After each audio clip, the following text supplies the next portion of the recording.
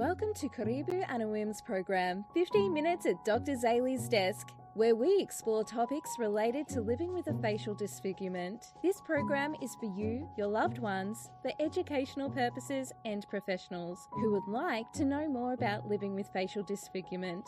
Our presenters have lived experience, research background, or work with people living with facial disfigurement.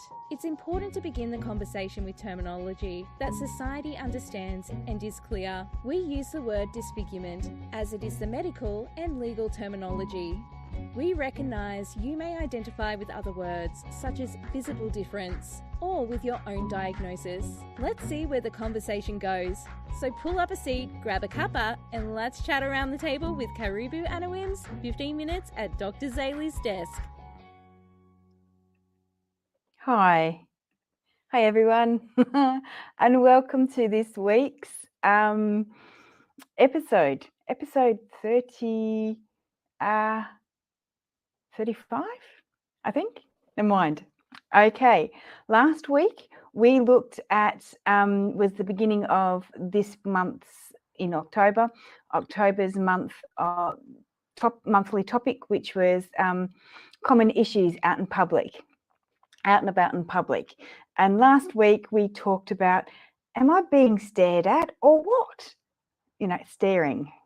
And this week we talk about, really you want to avoid me, or really you want to avoid me? So let's get on with it. Now I will not forget my Karibu Anawim thing that I did last week. And let's go to the banners and hop straight into it. So, who here has ever felt like they're being avoided? Yeah? I know that I have. And I have just lost my spot. So, some statistics. More than 4/5 or over 80% of us, nearly 82% of respondents have experiencing being stared at or avoided or an unpleasantness from a stranger. And instead of asking how do they know that the person has avoided us, they asked whether or not the respondents have ever decided not to visit a specific venue because of how a person might react to their appearance. So, have you ever avoided a nightclub, a pub, going to the gym, going to the restaurant, going to a shop, or even avoided going out to the theatre to watch a theatre production like a musical or an opera or anything like that? Well, you are not actually alone, because many people, more than half of the people surveyed in this research, avoided the nightclub. 52% or around 42% avoided the pub. 30% or 31% avoided going to the gym. About 28% decided not to go to a cafe or a restaurant or a shop, and even 1/5 of us have avoided a trip to the theatre to watch a movie or a live theatre production. And avoiding these situations is not always a possibility, because we do have to eat. So going to a shop or a restaurant or the pub may not necessarily, even though it might be an awkward situation for us because we are avoided or stared at. People have said that 28% of the time people have avoided going into a shop, and almost 50% of all respondents have experienced a comment of unpleasantness from a shop assistant. So if you've gone into a shop if you've gone to a shop and they have responded, "Oh, what's happened with your eye?" or "What's happened with your face?" or "Oh my gosh, can I help? What can I do to help?" The likelihood of you actually going back into the establishment is not really going to be very high. And almost a quarter have had such comments from a member of the bar and bar staff, nightclub or security staff, or even 1/5 of us have had an unpleasant remark made by staff in a restaurant. So, is that an issue? Yes, it is. It is certainly an issue, and you are not alone. Okay, if people are avoiding you, join the club. It's not really exclusive. There's many of us, but you are not alone. Okay, so I just would like to reiterate to you, you are not alone if people are avoiding you, and neither are you making it up or is it in your head. Okay, because they do. So who experiences avoidance besides us? Our parents do, if we're near our parents, our siblings, our children, if we've chosen to have children, they can experience or may experience avoidance of others, and other loved ones and colleagues, work colleagues can experience avoidance.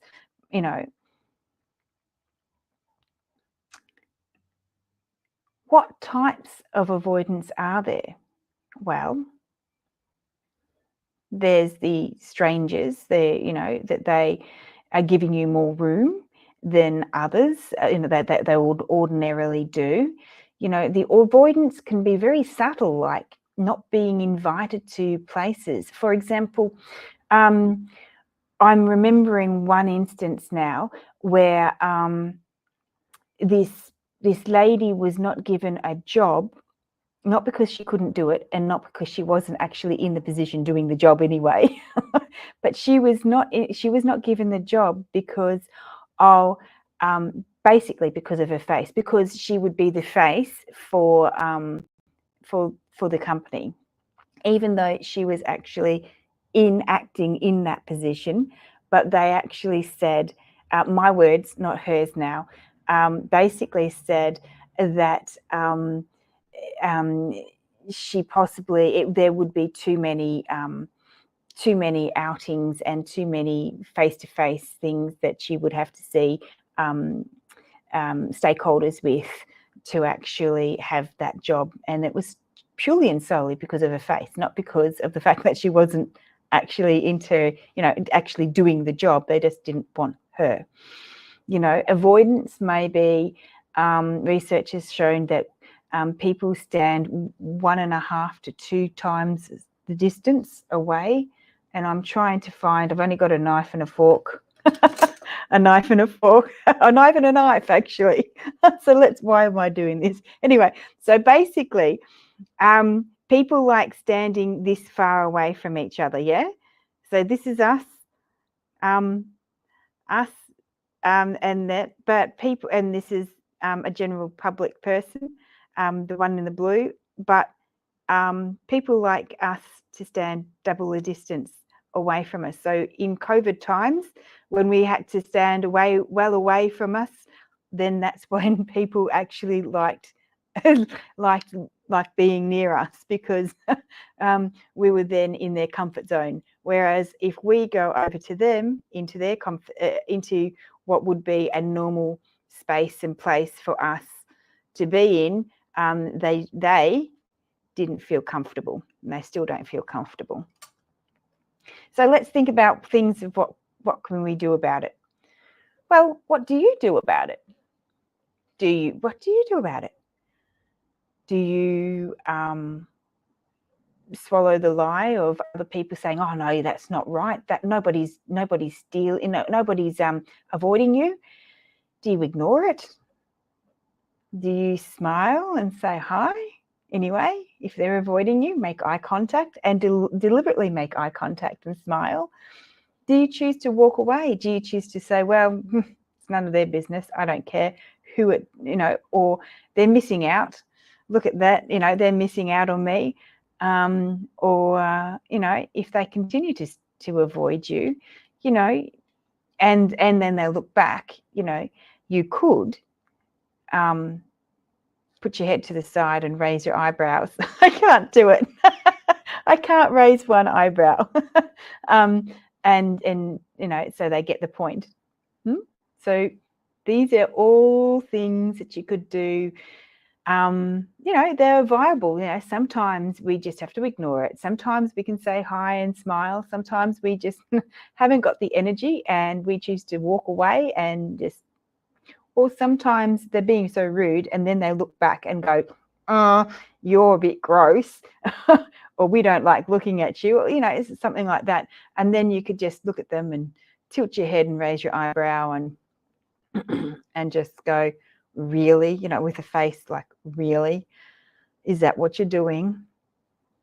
And some people can't raise eyebrows because their disfigurement doesn't allow for them to raise their eyebrows. But I think we can all tilt our head and just look. We don't have to look very hard. We just need to look. So these could be all ways in which you could choose to deal with avoidance of others. And if you've got anything else, please tell us how you choose to, what you do about it. That would be good. So today we've talked about some statistics, whether or not avoidance is actually an issue for us, who experiences avoidance besides ourselves, what types of avoidance that we may experience, and some strategies about what to do if we are being avoided. And of course, we remember that it's okay not to be okay, and to practice some self-care. So this breathing technique can be done by children and adults. And so what we do is we trace our hand. So on the way up, we breathe in. When we reach the tip of our finger, we hold our breath for 1 second or 2 seconds, and then we breathe out on the way down our finger. Shall we practice that? Let's do it. So we start on our little finger or our thumb, it doesn't really matter. And then we go up, breathing in, hold at the tip of our finger, breathe out through our nose slowly as we can, breathe in, tracing up, and hold on our top of our fingers and breathing out on the way down. Breathing in, hold, breathing out. Breathing in, hold, breathing out. Breathing in, hold, breathing out. And thank you very much. So remember to do that. That is a very simple and easy breathing technique, just in case we are, to practice some self-care. And next week, we talk about common issues out and about in public, and we perhaps might deal with some isolation. What do you think? Do you think isolation is one of the issues that you deal with on a day-to-day basis? I hope not, but sometimes it is rather isolating. So, without any further ado, I'll say goodbye and see you same time, same place next week. Bye for now. By golly gosh, it's the end of Karibu Anawim's 15 minutes at Dr. Zaley's desk. And that's a wrap for this episode. Thanks for tuning in. Please remember that all information given during this episode is for general application only. If you have any specific medical issues, as always, consult with your medical practitioner. Like, subscribe and share on whatever platform you find us on. For more information, please connect with Karibu Anawim on our website at karibuanawim.com or email us at inquiries@karibuanawim.com.